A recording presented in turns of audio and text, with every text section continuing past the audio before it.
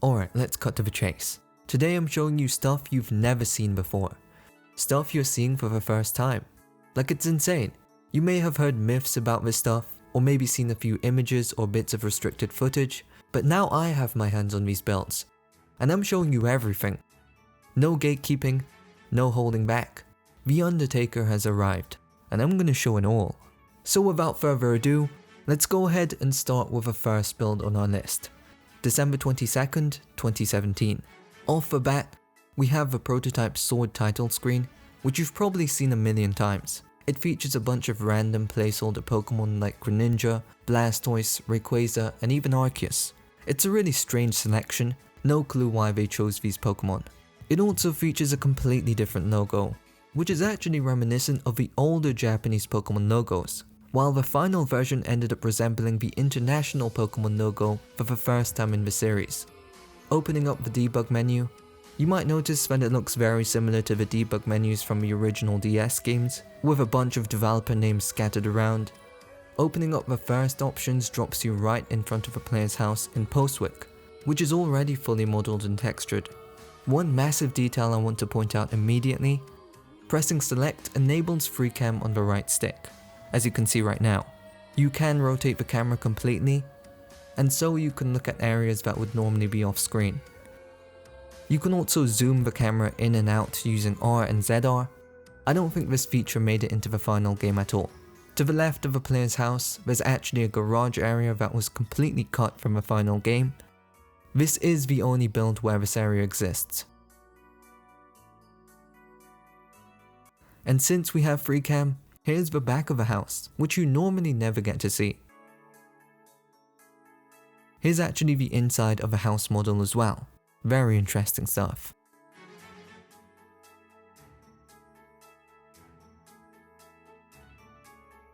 There seems to be no limit to how far you can zoom out.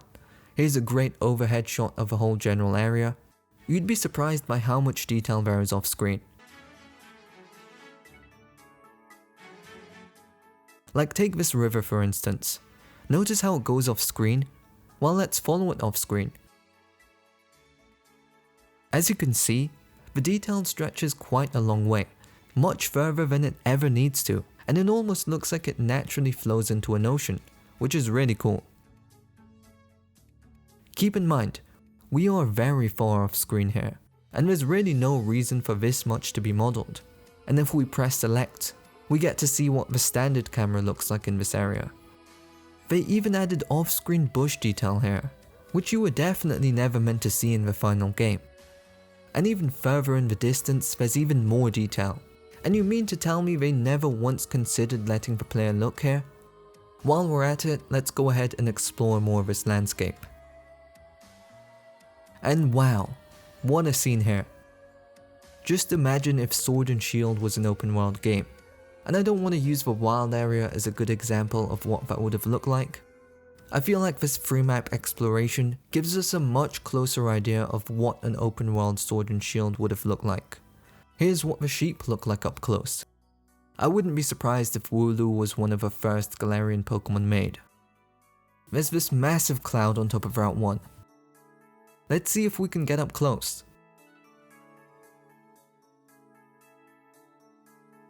Well, it seems it's just a 2D shape. It almost looked three-dimensional from underneath. Returning to the player's house, the interior is very unfinished.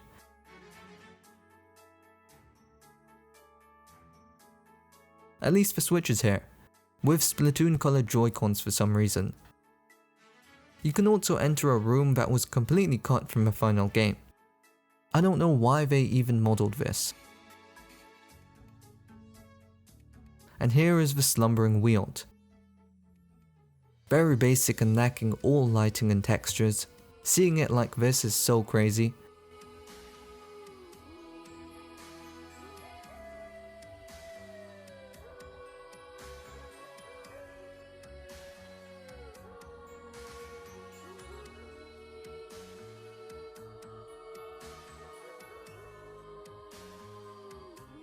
The path to the shrine was set, but it seems the shrine itself wasn't added to the game yet. I think it's really cool seeing the foundations of set pieces like these, especially knowing what it eventually became. So if you enjoy stuff like this, definitely subscribe if you haven't already. Going down Route 1, you'll see some NPCs, some Pokemon, and some placeholders. I assume these Tyrant were representing the starters. There's also a massive Aurorus just standing there. Hop's house was pretty much finished, looking absolutely stunning too. It's kind of strange that the player's house didn't have the most polished interior, but alas, it seems that Hop's house was being used as the stylistic benchmark for the game's interiors. And it seems there was no cut room in Hop's house. Upstairs, however, was still very unfinished. And here's Route 1. The grass is very interesting here. There seems to be 2 iterations of it, some shorter grass here and some very tall grass over here. It's as tall as the player here. I love this item wall placeholder. Also, I just realized that pressing the D-pad buttons brings up some on-screen graphics. Moving into Wedgehurst, here's how the train station looked. It does link to the wild area, which we'll get to in a bit. I'm surprised to see how many interiors were already set up.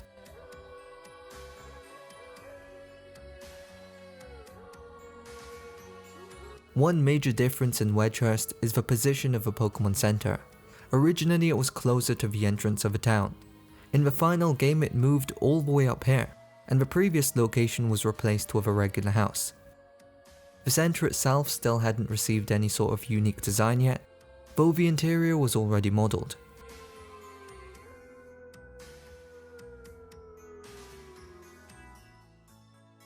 Another difference is that originally there were 3 buildings here instead of 2. You couldn't enter any of these yet. There were also no events in the game at all, like you couldn't talk to any of the NPCs. A very basic path for Route 2 had been laid out. At the end you reach the Professor's house,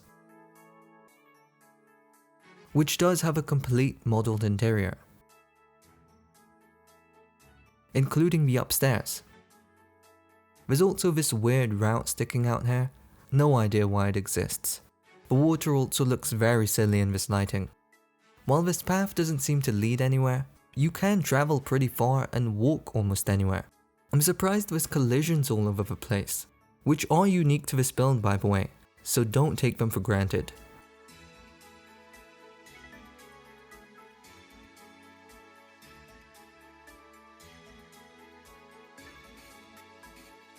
Going back to the station, as we've established, yes, you can travel to the wild area. And here it is.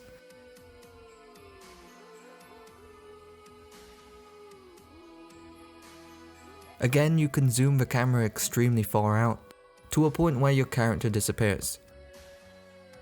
And while we're at it, here's what zooming all the way in is like. It's basically Roblox first person.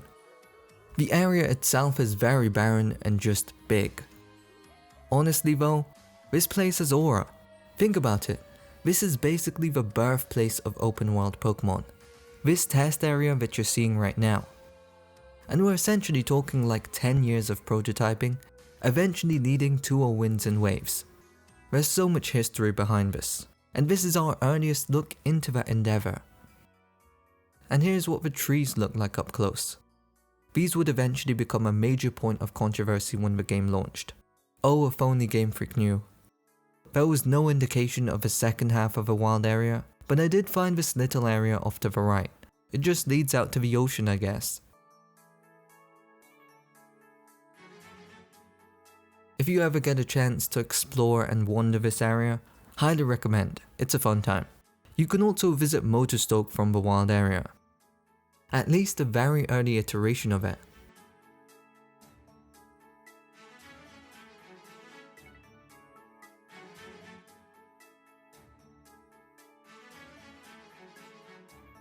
I assume these orange blocks were always the only planned interiors here. It seems that didn't change. Here's a massive overhead sweeping shot of a city. Honestly, I am a little disappointed with Motorstoke. I feel like there's so much more they could have done with it. I think it's the weakest of the Galar towns.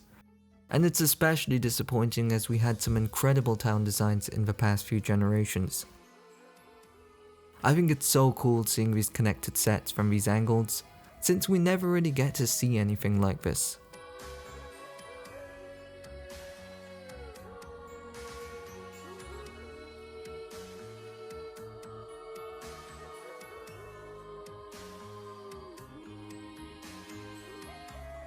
Look, it's a fire station. I believe this is the only labelled building in this prototype. Entering the stadium, you're greeted by the entrance area, and from here you can enter the battle zone, which at this point is more like a circular coliseum than an arena/stadium. Let me get you guys a better view of this whole structure.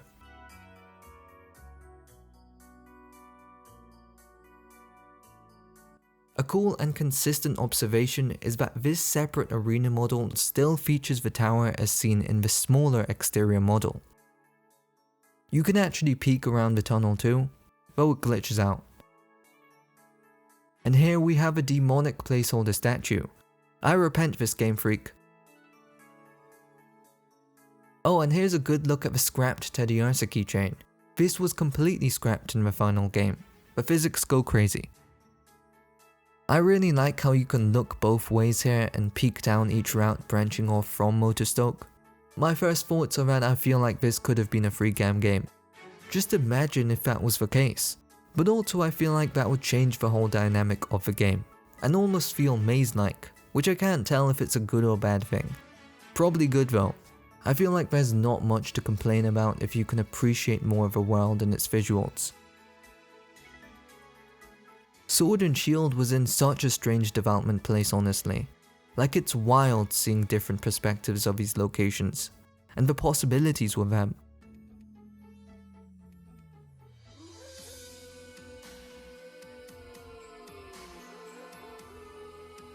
I can confirm that there were no connections to the east of Motorstoke.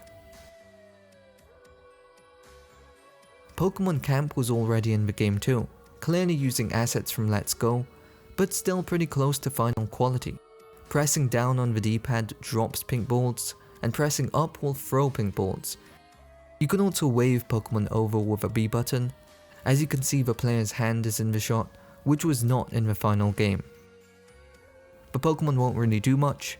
Sometimes they'll stare at you, bring balls back, attack, or just disappear. Please help me.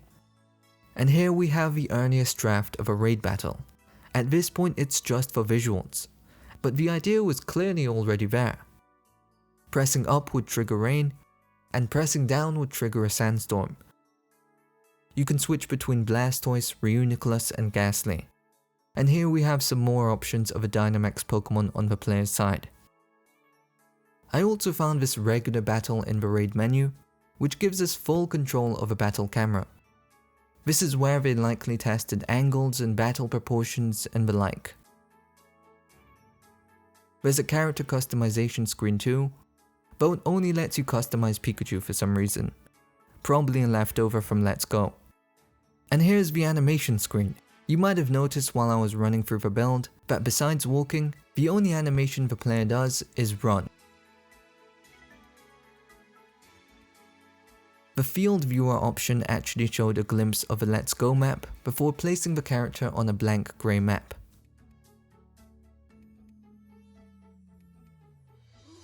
I believe this is because they built directly off of Let's Go at the time, so they likely tested proportions and character sizes on the Let's Go map in the very earliest builds. I wish this would work. I also found this very strange image of a prototype Let's Go battle screen in Mandarin. Such a cool find, but I do wonder why the language is in Mandarin. After all, I would expect the development language to primarily be in Japanese or English. Running through some menu stuff, here's some test graphics like some extra menu screens.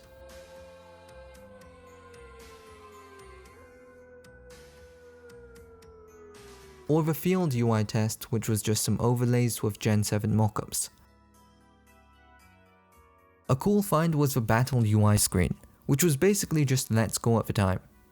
We don't really have much prototype stuff of Let's Go, so getting to see such a rough version of a battle UI is fascinating. And it's even interactive.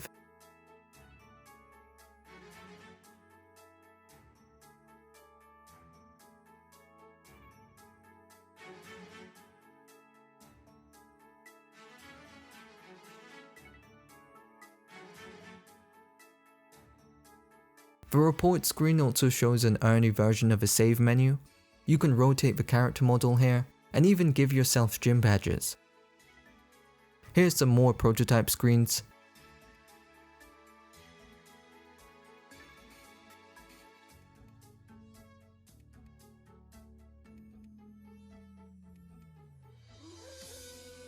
And here's a prototype menu screen.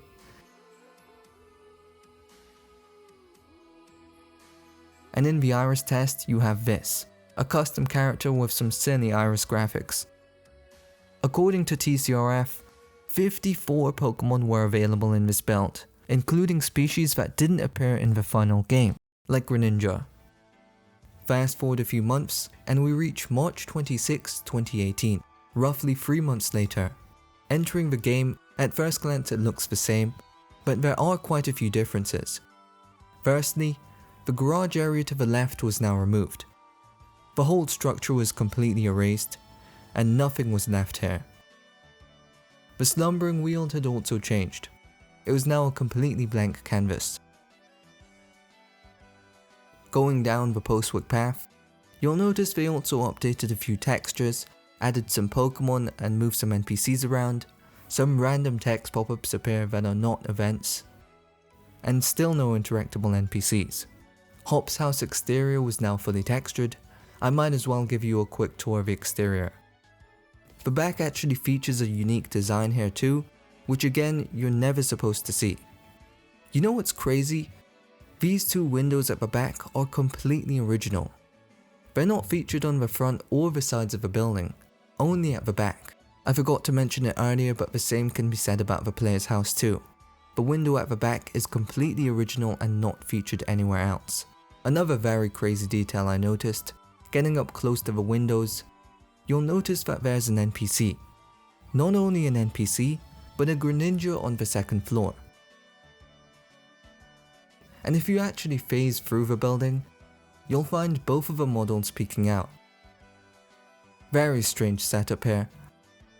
It seems each glass surface was actually transparent, and possibly they were testing the concept of presenting more interior detail through each window, which is reflected in the final game.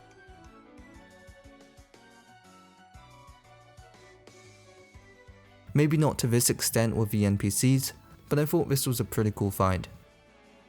It seems they had finalized on the tall grass length. In fact, wild encounters were now in the game, featuring a very early iteration of a Sword and Shield battle UI.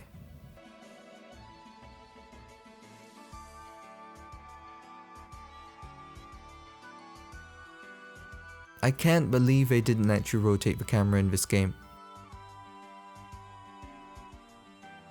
Of course, Wedgehurst had seen some changes as well, like the Pokemon Center was now moved to its correct place, and featured the fully textured design too.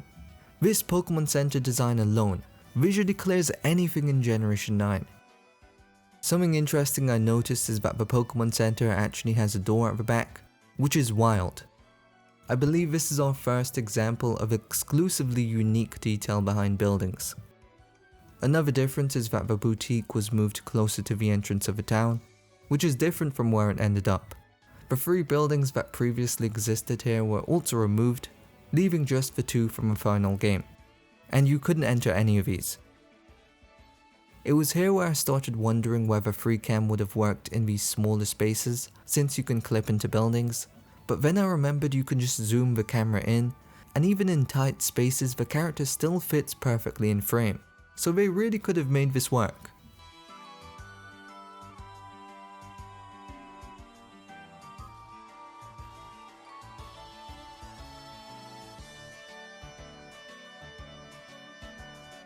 Route 2 also saw some improvements, as the route design became a bit more complex and fun.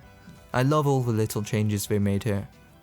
The professor's house exterior was now in the game as well, while the general area looked a lot more complete, and even included the distant land. They removed all of the hill collisions, what a shame. And yup, you could walk on water in this build.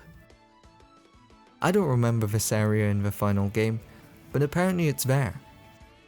Entering the wild area and suddenly, many Pokemon were spawned in. Again, this is one of Pokemon's first steps towards open world design, so truly some fascinating stuff. Pokemon of all shapes and sizes. Look, there's even some Broxish near the lake. It seems like the draw distance had been pulled back a little. Now it takes a while before objects in the distance pop in, and still no sign of a second wild area zone. Returning to Motorstoke, you'll find that it's now clearly textured. It's crazy to think these buildings look better than a 2025 Pokemon game. Huh, this is interesting. It's funny how the back of the buildings in Motorstoke have absolutely no detail, and then the Pokemon Center has just this detailed and incredibly unique design on the back. Kind of makes me think that they initially planned free camp for the whole game, and scrapped that idea in Motorstoke.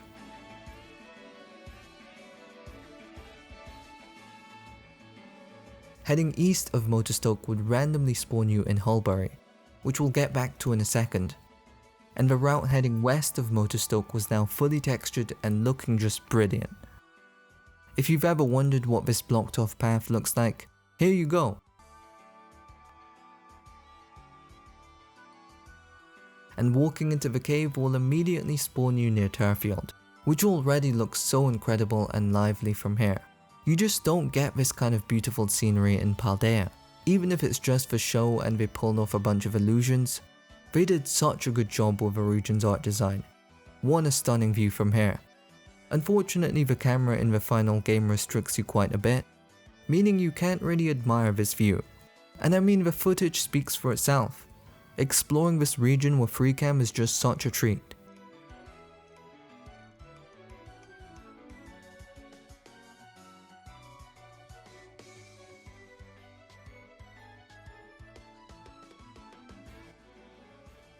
I can't believe they actually designed a structure for the cardboard cutout stand.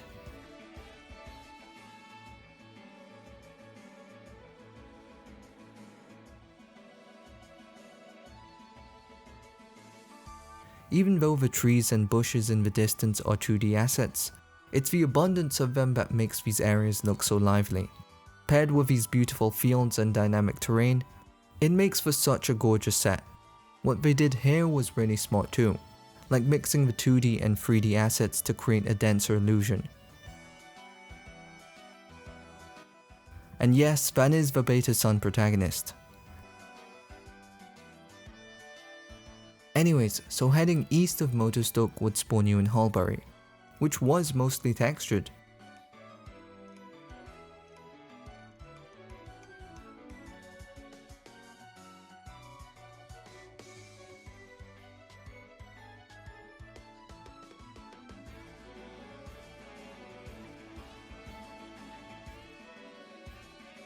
This interior seems to be full of Beta Sun protagonists. I found the first FreeCam bug in our endeavors. There seems to be no visual for the back of this structure. I couldn't find any other visual issue like this anywhere else. I don't think you ever get to see the back of these boats, so here you go. And fun fact, the back of the houses have a unique pattern.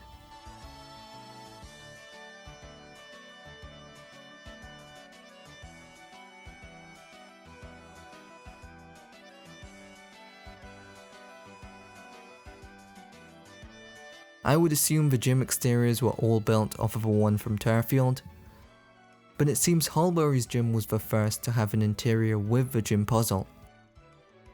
Though Turfield had the first stadium interior.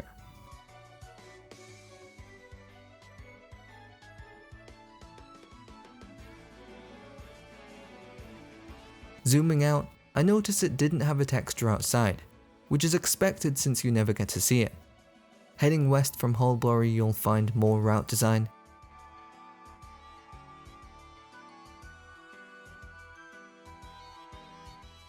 As you can see, the daycare was now in the game too, and interestingly, the interior greatly resembled the Alolan daycare.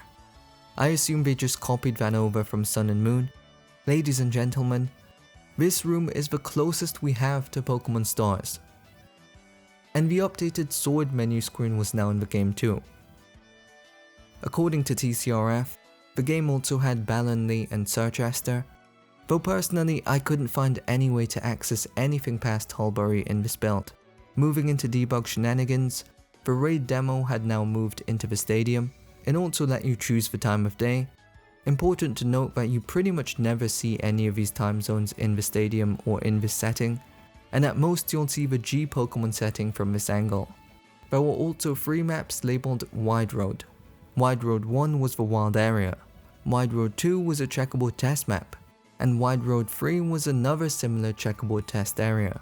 I assume these were placeholders for future wild area sections. A bunch of storyboards for cutscenes were also added to the game, suggesting work on cinematics had begun, before any of the NPCs had any dialogue by the way. TCRF has a list of each storyboard in full if you're interested. And that's about it for March. Finally we reach the May 25th, 2018 build, dated just 2 months later. This was also roughly around the time when the Let's Go games were announced, along with a soft announcement of Sword and Shield. So if you've ever wanted to see what the game looked like during this segment, today's your day. According to TCRF, this was the first build to implement Sword and Shield's most controversial feature, the removal of past Pokemon. As compared to the last build, only 17 of the Pokemon remained. Regarding the game itself, the previous title screen had now been removed entirely, leaving just a blank screen. And here's what it would eventually become in the final version. Entering the game, the protagonist was now a custom character. Pressing RB would enable the bike, and interestingly there was no goofy bike suit yet.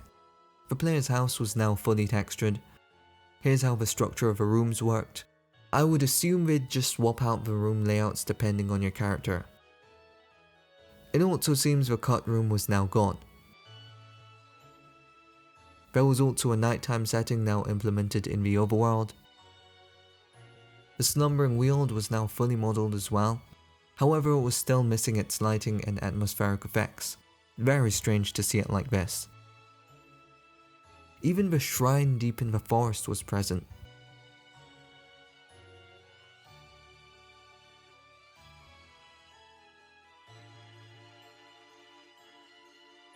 Never knew there was a waterfall over here. Honestly, seeing all of this just gets me more excited for Winds and Waves. Like it seems we're finally getting this level of density and detail in an open world format, and theoretically it should be the most detailed Pokemon world by a long shot, so I'm very looking forward to exploring it. Postwick was pretty much fully textured by this point, but in exchange all hill collisions were removed. The spooky NPC at Hop's house was gone, though the Greninja was still there. And the second floor of Hop's house still hadn't been textured. It seems they had made a ton of adjustments heading into Route 1, just more detail in general. There was now a proper working windmill, which was actually properly placed on some land, and not just floating for the illusion. This is such a cool structure, and it's crazy that you never really get to see it up close.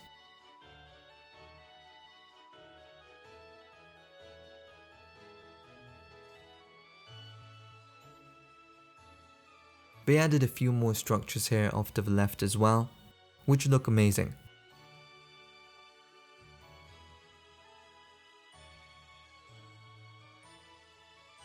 I tried getting a wild encounter, but it seems wild encounters were in fact removed in this build.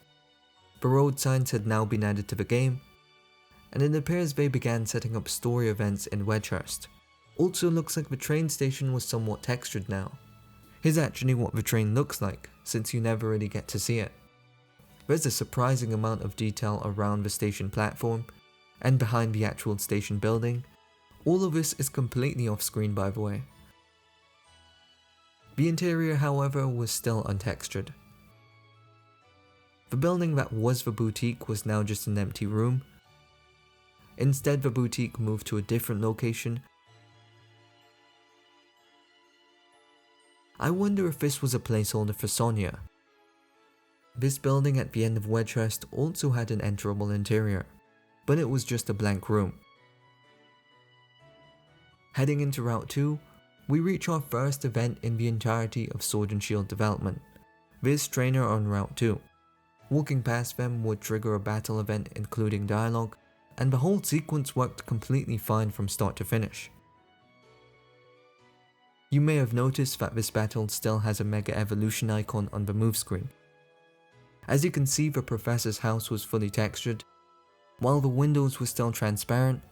This part to the left was the first place where I noticed the use of non-transparent glass. It also seems they had started implementing the first fishing spots by this build, and unfortunately began dumbing down the distant hill terrain and detail. I still can't believe you were never meant to see this whole area behind the train station.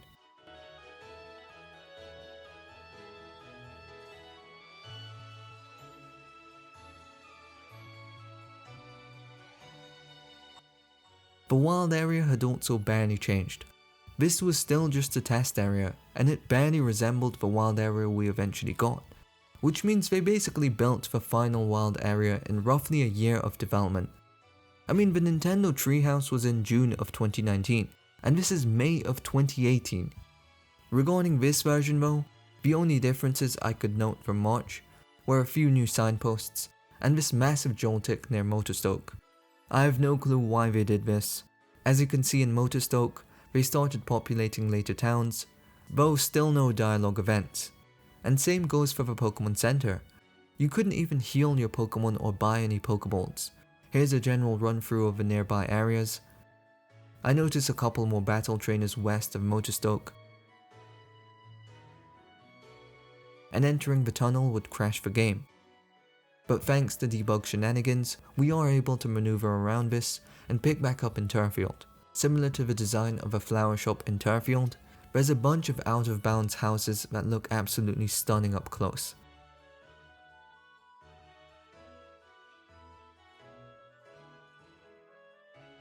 And yes, the flower shop glass is also transparent, and here's what the inside looks like. You never get to go here in the final game. A surprising detail is that the stadium building model now had a detailed interior. The actual stadium interior is a completely separate room, and you're never supposed to see the inside of the exterior model, so it's incredible to see such a completely off-screen detail, and it looks properly proportionate inside as well. But then I placed my character under the stadium, and comparing proportions revealed that the interior was indeed just a miniature version of a stadium level. I imagine if Sword and Shield was an open world game, the outside world scenery would be visible like it is here. Running along, the giant fork was now in the game. I assume that's a representation of Hammerlock.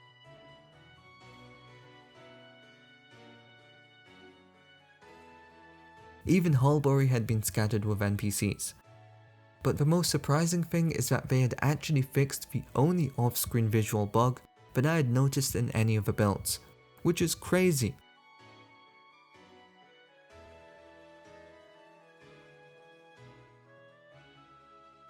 It seems the second wild area still wasn't in the game yet, but we do have our first and only look at Beta Hammerlock. What an incredible set design, by far one of the best in Sword and Shield, and in my opinion a massive step up from Motorstoke. Entering the stadium, now the tunnel was modelled, and wow, the lighting just looks absolutely amazing here, especially just after having seen the miniature stadium, and the fact the final game restricts you from seeing all of this, it makes me appreciate both the full-size stadium and this rare look even more. After that I made my way to the Hammerlock gym / vault, where we have our first look at Chairman Rose. He's even on the screen too. I wonder what this is. Here's one of the levels in Hammerlock Vault.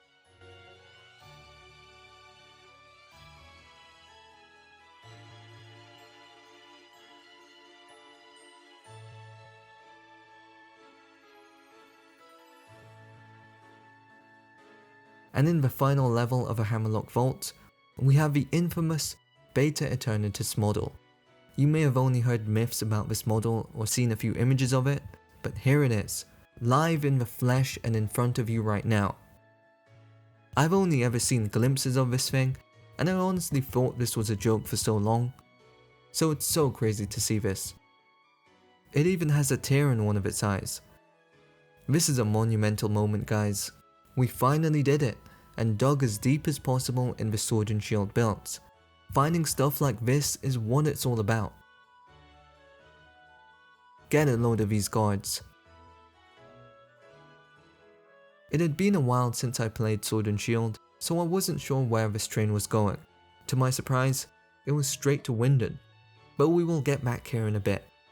Instead, heading east of Hammerlock, you'll immediately notice a massive structure in the distance.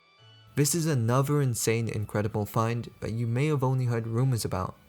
The Pokemon statue on Route 9 that was completely cut from a final game, and now you get to see it in all its glory. It's a bit hard to tell what Pokemon these are, but if I had to guess, I would say it's Pikachu and Toxtricity.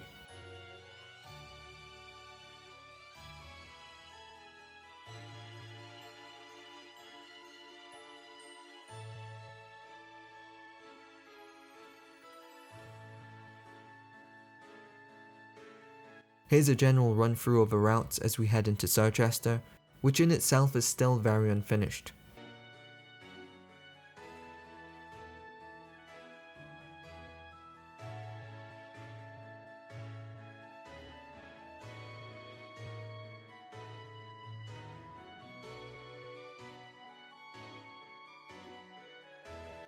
Not even the stadium was done here.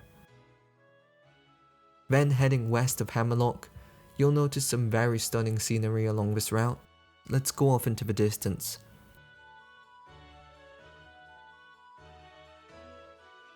What a cool location.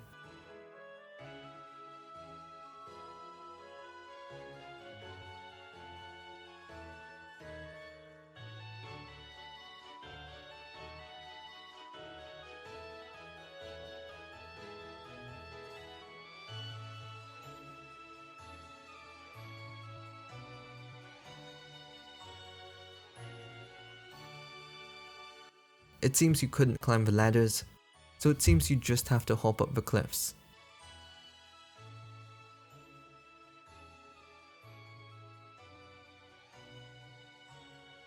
And wow, still inside was finished and looking beautiful, completely textured as you can see. It just looks incredible.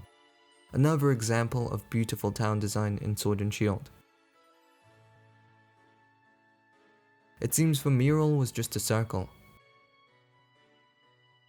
Now imagine if a surrounding world had detail and terrain, and you could turn the camera around like this. Even though it's a linear game, I feel like the open visuals alone would probably make people love this game more. Heading off right into Ballonlea, Glimwood Triangle is laid out, with different coloured mushrooms. Again, this would feel a lot more maze-like with free cam.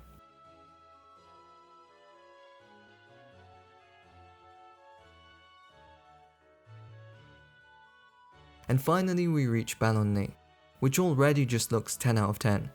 I also love that it's fully surrounded by this brilliant wall texture, just makes it a lot more immersive from all angles. It blows my mind seeing how good this place already looks, and knowing it looks even better in the final game.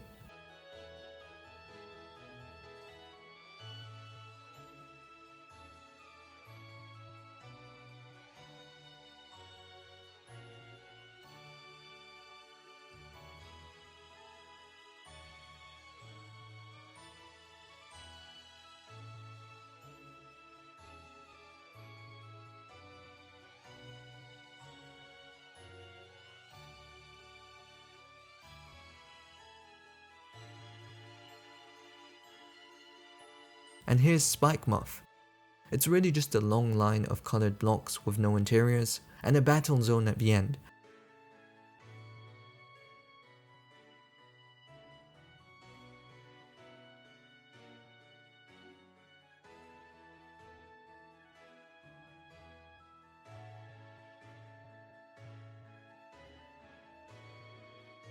And finally, let's go to Winden. Yup, this was Winden at this point in development. Off the bat, the statue in the middle is literally just the sumo beta protagonist. They really got a lot of use out of this model. In the distance you can see some very rough outlines for distant structures. Since Winden was broken into multiple maps, you actually had to warp to each individual map. Unfortunately, only the right lane worked. I assume this is because the left lane hadn't been made yet, but as you can see, there's more detail than you probably expected.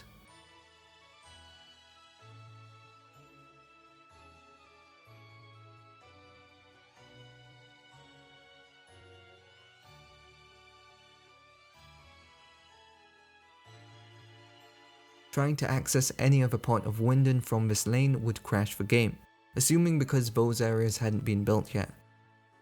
And yeah, it seems one of Winden's maps was just an empty checkerboard. And that's really it for the maps. The only other map of substance I could find was this test map featuring Hop's house. I don't exactly know the purpose of this test map, but it's the only one of its kind. And it was under the label Test Graphic. Overall, I'm shocked. I can't believe this was the state of the game in May of 2018. It still had an extremely long way to go. And even though I personally don't have many issues with Sword and Shield, and actually think it's the best all-round Pokemon game on Switch 1, I'm still stunned by how much was done in that last year of development. Sure, they had somewhat of a base, but they practically built this whole game in a year, while finishing and publishing the Let's Go games. I assume development on Sword and Shield heavily ramped up after the completion of Let's Go. Based on past history and the numerous timelines I've covered on this channel, we know that Game Freak makes massive strides in development right after completing a game as they shift full focus towards their next project. But that doesn't change the fact that this game was practically built in a year, and as stupid as it sounds, it's honestly pretty impressive. Just imagine if this game had Gen 10 development time. It probably would have released around 2021 to 2022, which would have meant roughly double or even triple the time in prototypes. And that's not even mentioning the larger teams, additional experience, and bigger budget that Gen 10 likely has. And remember, ZA was essentially complete in 2024, meaning theoretically, Gen 10 would have had that max full send development push for multiple years by the time it launches. But speaking specifically on Sword and Shield situation, I do think it used to be a toxic tradition that the first generation of a brand new console had an extremely rushed development. But even then, X and Y was far more technically complete over a year out from release, so it's a very weird situation. Let me know what you think though. Do you hate Sword and Shield? Do you love it? How do you feel about the prototypes? And how do you feel about the things you've both seen and learned today? Let me know in the comments, and if you want to see me cover another game's timeline or just hear me yap about Pokemon, feel free to click on one of the videos on screen right now. If you enjoyed this video, be sure to leave a like, subscribe, and I'll see you in the next one.